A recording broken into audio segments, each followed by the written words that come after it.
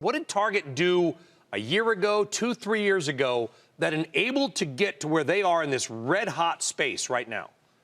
Look, Target has been doing great for a long time. And Target is winning not just online, which is so important these days, but keep in mind 92.5% of Target sales are in the stores. So they're hiring more people. They're paying them more. The service is better. It's a differentiated store environment. Remember, sales were up in the stores, not just on the internet. It's amazing in this era they're doing that. So they have products available. They're differentiated products you cannot get anywhere else, including fantastic own-label products. For decades, it's been true. It's still true today. In good economic times, Target performs better than Walmart. And we saw that in the numbers that just came out. Target's comp store sales were higher than Walmart's. They both did great. But that's further evidence, by the way, the consumer is very strong. Yeah, and what else, Matt, has been strong? Of course, we've talked about it. Listen, I don't think Target has been talked about as a stock more this year than any other year in history. I mean, this has been the retailer that everybody sort of wants to emulate. I think the question is this. I mean, if you own Target, you made a lot of money on the stock. Can you hope to make more, or is it time to sell and maybe go into something that's a little more undervalued? Well, I mean, I think the reality here is that Target's so strong because, not just because the consumer is strong, they're strong because their competitors are not strong. So Target's doing very well. And you talked about fulfillment. I think your team is doing an excellent job covering fulfillment being so important and critical today. And retail today, Target offers greater, better fulfillment options than other retailers. And I think that that's going to allow them to take more market share, not just this holiday season, but for the next several years. And that's why you own the stock. Yeah, and it is. And listen, Jerry, it's not sexy. I mean, you know, supply chain management, logistics, these are not the things that are the front-facing sort of, flashy branded logos.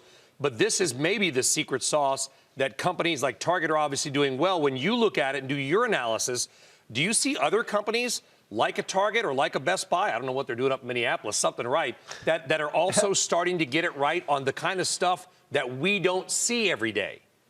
Absolutely. And this has been going on for decades, as I said. I founded Target.com in the 1990s, and Best Buy was starting their .com at the same time. We had a little hub there where we were doing innovation way back then, and it's continued to this day. But beyond Target and Best Buy, Walmart remains very strong. They have invested mightily in the internet. If they had done back then what they've done now, Amazon would not be Amazon. That would be Walmart who would dominate the internet. They're going after it, all guns blazing, particularly with store pickup, taking advantage of the bricks and mortar stores. Costco is very strong. They're a retailer. They continue to thrive. All the off-price retailers are doing great. TJ Maxx, great numbers.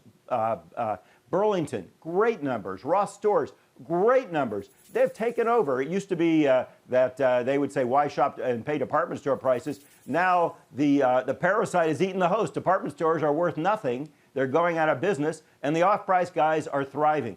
Dollar stores, Dollar General is doing fantastic. So, and of course, Amazon's doing great. So, there are two myths out there that are false. One is that retail is dying. That's nonsense. Retail is thriving. It's just the consumer shopping more on the internet and more in the stores that are doing things right. Yeah. Secondly, people keep saying Black Friday is smaller than it used to be. That's utter nonsense. I don't know what they're looking at. Yes, it's starting on Thursday, but if you take Thursday and Friday together, it's vastly bigger than it ever was, if for no other reason than it's got 2 days instead of one.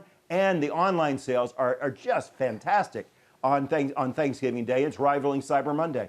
Well, I may know somebody who said that. And what I said, though, to be fair, Jerry, is that at the beginning of the show, I said Black Friday is now a concept, not just a specific day. All right, so, Matt, I want to talk about a name that's been in the news recently for the wrong reasons, and that is Under Armour. I mean, they've had a lot of problems, and that stock is down, I think, 17% in the past 12 months as other retailers are up. But you say this is a stock that our viewers want to own. Make the case for Under Armour. Well, I mean, it's very simple. Under Armour is a company that was a high-growth company. They had some problems. Had a lot of problems. They had a lot of problems for 2 years. They still have problems. They've been fixing those problems, though. This is the most important thing, right? And this is not dissimilar from a story that now everybody loves, Lululemon 3 years ago. Same thing, high-growth company, had some problems, spent a couple of years fixing them, and now we're back to growth again, right? Under Armour is on the cusp of being back to growth again. The inflection point for this story is going to be spring 2020. They've been talking about spring 2020 for over 2 years now. They are on the path. You think they're Lululemon, and you can make the analogy, I guess, I'll just throw this out there, a brand that was hot, that maybe doesn't have the right mix, a CEO who's controversial, who's kind of getting pushed aside. They had some issues internally in the company I'm not going to go into. You think that Under Armour can pull the Lululemon in a good way now? Well, I would actually go so far to say that Under Armour is in a better position than Lululemon was because they have a CEO that still is involved with the company in some very strong ways, right? Lululemon had a CEO or founder that actually was going against the company in a lot of ways and going against the brand in a lot of ways. So Under Armour has at least that going in its direction. Again, it's the same thing. The new product from Under Armour comes out in the spring. Everything about Under Armour is backward looking. Everything about Under Armour is backward looking. The stock market is forward looking. Right? So the reason why you want to get involved in Under Armour today is because the results are only going to improve from here. This is the trough in the stock. We actually look at this and we see that this is a stock that could be more than a double. Yeah. Wow. More than a double in as little of a time period as a year. More than a double on Under Armour in a little bit over a year. Jerry, before we let you go, I want you talked about Macy's. Macy's, that stock down 54% over the past year. What happens to Macy's? Any reason to own that company? I think, you might be able to make money on a short-term trade. We saw that with Nordstrom last week where they reported poor results in an absolute sense, but better than people had expected, so you could have made money on the stock. But department stores and apparel in general, anything mall-based, anything clothing-based, it's really going to be very, very tough. And the consumer is saying, I don't want that anymore. They've shifted their shopping habits. We talked about Best Buy, into more hard lines, into more experiential types of spending. They're just not buying clothing they used to, particularly high-priced clothing. There's been huge deflation there. So all these department store stocks are in trouble simply because what they sell is not selling very well. And then on top of that, the internet has really taken the place of department stores as far as being where you shop when you want to buy everything at one time and in one place. So the convenience factor has been one-upped by the internet. So I think no matter how good management may be, and I think Macy's has good management, Nordstrom has fantastic management, they are really fighting this long-term secular trend. And if retail history shows anything, it's that it's almost impossible to overcome those trends. Look at Sears, look at Penny's condition, Montgomery Ward, the list could go on forever, Woolworth. What used to be great isn't great anymore. They don't adapt to changing times the way, by the way, that Target and Walmart and Costco, et cetera, have done.